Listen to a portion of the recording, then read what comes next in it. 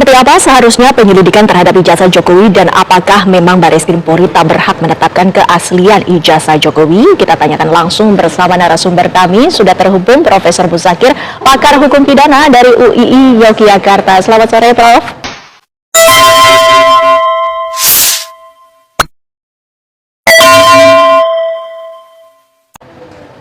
Selamat sore. Prof, langsung saja Waalaikumsalam. Prof, kita langsung saja membahas bermula dari pernyataan dari Roy Suryo yang mengatakan bahwa yang berhak menentukan keaslian dari ijazah ini ada di pengadilan ataupun di persidangan pengadilan. Ini bagaimana, Prof? Itu tergantung materi pokok urusannya itu apa. Ya, kalau menguji keaslian ijazah itu kalau misalnya ada terbit yang lain juga ijazah ini mana yang asli dan seterusnya, barangkali sebagian itu bisa dibawa ke pengadilan.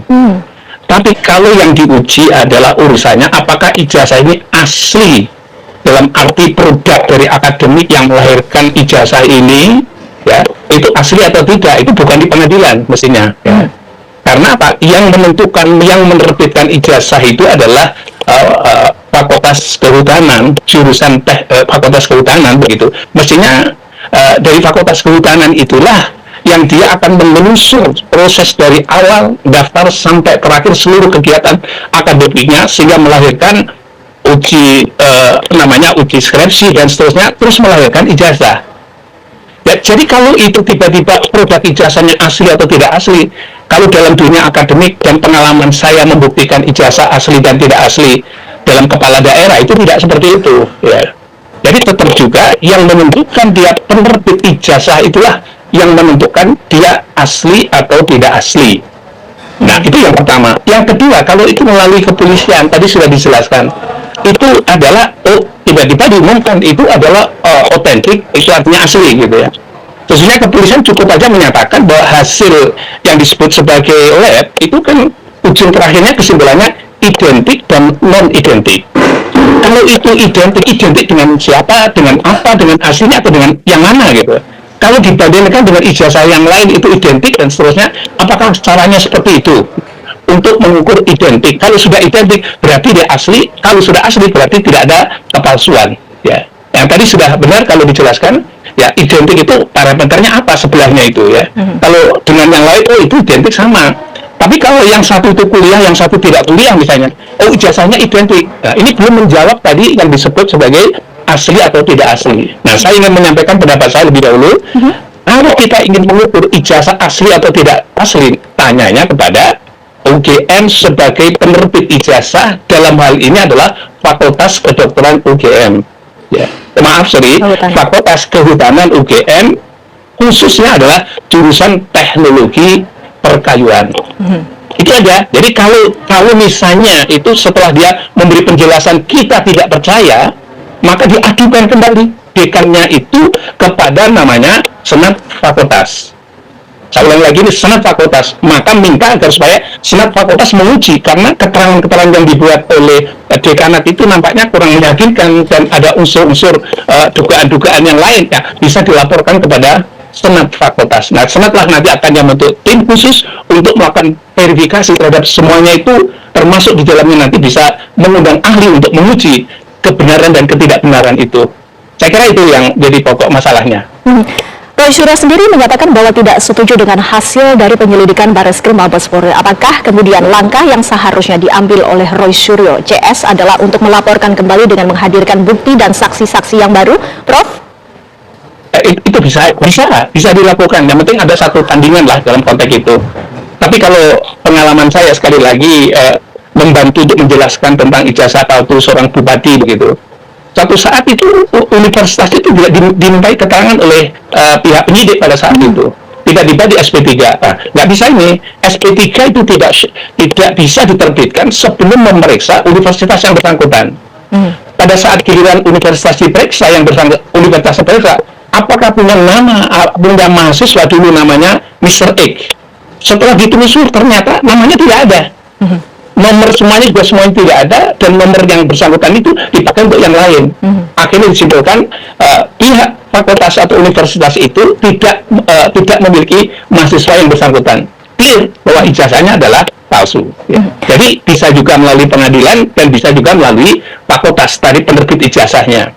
Ini catatan penting ya, dalam konteks ini saya kira perlu saya sampaikan, ini pemilik ijazahnya itu pernah menjabat di jabatan publik di negara Republik Indonesia. Kalau diurut itu dari wali kota Solo.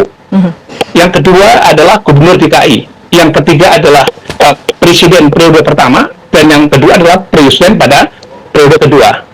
Artinya apa? Artinya dia telah menggunakan ijazah itu, nanti kesimpulannya asli tidak asli urusan kedua, telah menggunakan ijazah itu untuk masuk di dalam dokumen negara. Dokumen negara pertama itu dulu gelarnya kalau tidak salah saya membaca itu adalah DRS. Dan kemudian naik kepada gubernur DKI berubah menjadi insinyur. Dan kemudian naik lagi pada presiden adalah insinyur. Dan periode kedua juga insinyur. Maka dalam kasus ranah publik ini, saya kira ini harus bisa dilaporkan oleh pertama adalah KPU juga terlibat untuk melaporkan ini. Karena itu dipakai untuk daftar untuk kepentingan pemilu. Ya. Yang kedua adalah selain KPU bisa juga partai politik untuk melakukan itu.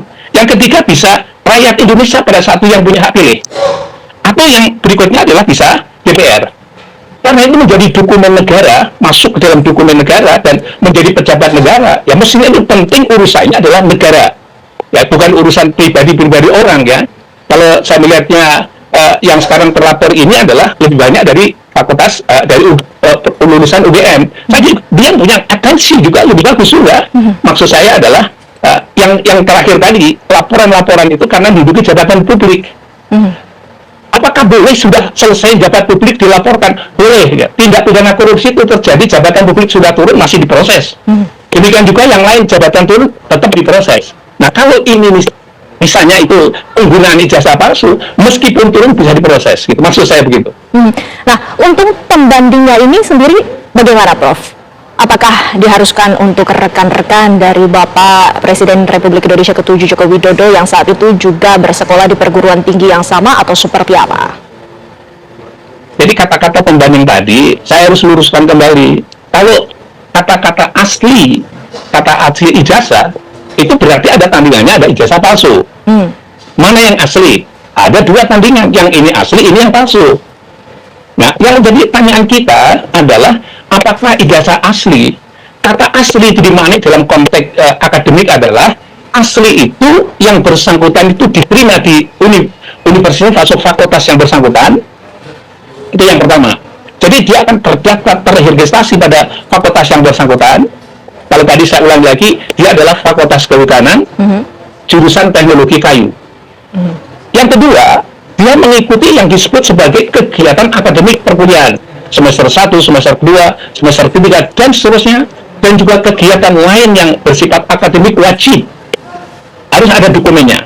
Dan yang ketiga adalah, dia harus setelah selesai kuliah itu harus menulis. Namanya tulisan skripsi atau tugas akhir.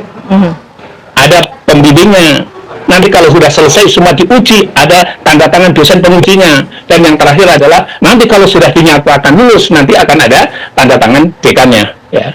Jadi itu harus dilakukan. Dan sampai terakhir nanti terbitlah namanya disebut sebagai ijazah yang ditangani oleh resmi diterbitkan oleh fakultas yang bersangkutan. Nah pertanyaannya adalah kalau itu sudah terbit, berarti dia asli dong, asli diterbitkan oleh dari fakultas kehutanan yang bersangkutan, dalam hal ini UGM. Jadi asli itu tidak bisa diuji di lab, gitu ya. Aslinya ijazah itu harus diterangkan bahwa dia adalah telah sekolah atau mengikuti studi di fakultas yang bersangkutan sampai terakhir lulus dan terbitlah ijazah. Nah pertanyaannya ijazah asli atau tidak asli itu dari mana? Ya dicek aja di dokumen UGM. Kalau dokumen fakultas kehutanan UGM menyatakan bahwa tak ada ijazah, ya berarti tak ada ijazah itu, tak ada nama itu. Berarti itu tidak benar, berarti itu palsu. Tapi kalau dia nanti menyatakan itu benar dan seterusnya, bahwa itu adalah ijazahnya dari fakultas kehutanan, misalnya jurusan teknologi kayu itu benar, berarti itu adalah asli.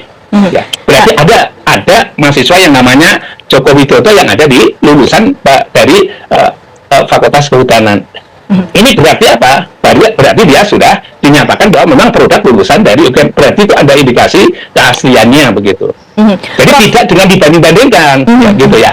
Prof, UGM sendiri sudah memberikan pernyataannya bahwa menyatakan ijazah dari Joko Widodo ini adalah asli. Apakah itu sudah cukup untuk memberikan pernyataan bahwa ijazah tersebut adalah keasliannya terbukti?